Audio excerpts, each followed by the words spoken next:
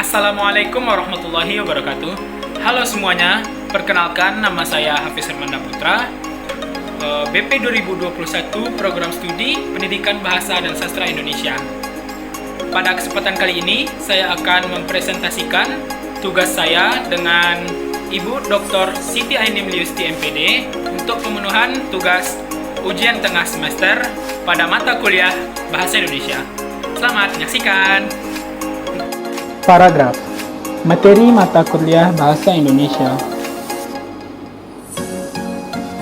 Peta materi: 1. Hakikat paragraf, 2. Persyaratan paragraf, 3. Struktur paragraf, dan 4. Jenis paragraf. 1. Hakikat paragraf. Paragraf adalah rangkaian kalimat yang menyatakan gagasan atau pikiran secara utuh dan terpadu, yang di dalamnya terdiri dari kalimat utama dan kalimat penunjang. Ahadiyah 1988-144 mengemukakan bahwa paragraf merupakan inti penuangan buah pikiran dalam sebuah karangan, dan dapat juga dikatakan karangan yang paling pendek atau singkat. Paragraf adalah seperangkat kalimat yang tersusun secara logis sistematis guna membicarakan satu pokok pikiran.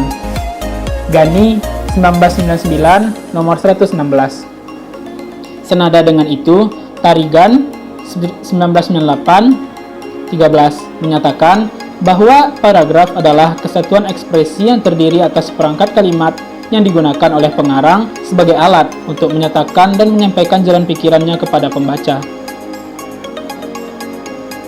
Ahadiyah menyatakan bahwa kerangka paragraf yang berisi satu gagasan pokok dan beberapa gagasan penunjang dapat dikembangkan menjadi satu paragraf. Agar paragraf yang dibuat tersebut koheren, ada beberapa hal yang harus diperhatikan, yaitu 1. Susunlah kalimat topik dengan baik. 2. Tempatkan kalimat topik dalam satu posisi menyolok dan jelas dalam sebuah paragraf. 3. Tunjanglah kalimat topik tersebut dengan detail-detail atau perincian-perincian yang tepat. 4. Gunakan kata-kata transisi, frasa, dan alat lain di dalam dan antar paragraf. Dari definisi di atas, dapat disimpulkan bahwa paragraf itu merupakan kumpulan atau gabungan dari beberapa kalimat yang membentuk satu pokok pikiran. Sebuah paragraf terdiri dari satu kalimat utama dan beberapa kalimat penjelas yang saling berhubungan untuk membentuk satu pokok pikiran. Jadi, sebuah paragraf bukan terdiri dari satu kalimat saja, tetapi terdiri dari beberapa kalimat. 2. Persyaratan paragraf. Paragraf yang baik terdiri dari beberapa persyaratan.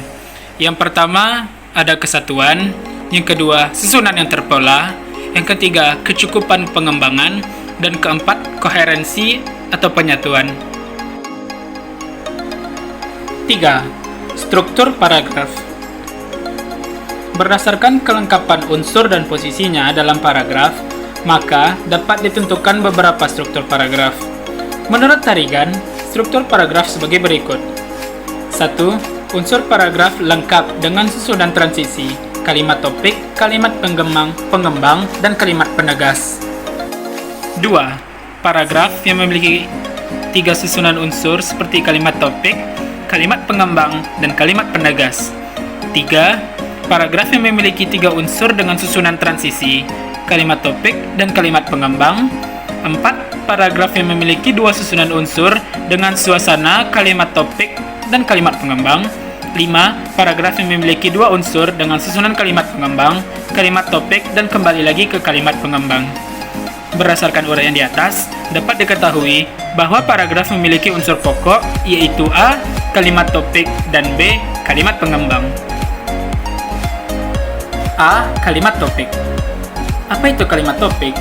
Kalimat topik atau kalimat utama adalah kalimat yang mengungkapkan ide atau gagasan utama, sedangkan kalimat penjelas adalah kalimat yang menjelaskan kalimat utama atau kalimat topik. B. Kalimat pengembang. Salah satu kalimat dalam paragraf merupakan kalimat topik. Selebihnya merupakan kalimat pengembang yang berfungsi memperluas keterangan, memperjelas, menganalisis, atau menerangkan kalimat topik. 4. Jenis paragraf. A. Berdasarkan kelengkapannya, ada paragraf sederhana dan paragraf sempurna. B. Berdasarkan posisi kalimat topik, ada paragraf deduktif, yaitu kalimat topiknya di awal paragraf, paragraf induktif di akhir paragraf, paragraf deduktif induktif di awal dan akhir paragraf, dan paragraf penuh kalimat topik. C. Berdasarkan fungsi paragraf. Ada paragraf pembuka, paragraf pengembang, dan paragraf penutup. D. Berdasarkan teknik pemaparan paragraf. Berdasarkan tekniknya, ada paragraf narasi, deskripsi, eksposisi, dan argumentasi. Terima kasih audiens yang telah mendengarkan. Saya selaku pemilik PowerPoint ini, apabila terdapat kesalahan, saya mohon maaf. PowerPoint ini dirancang oleh saya sendiri, Hafiz Hermanda Putra, 210161146, Pendidikan Bahasa dan Sastra Indonesia, Mata Kuliah Bahasa Indonesia, Dosen Pengampu, Dr. Siti Ainim Liusti, SPD M.Hum. Terima kasih. Wassalamualaikum warahmatullahi wabarakatuh. Dr. Siti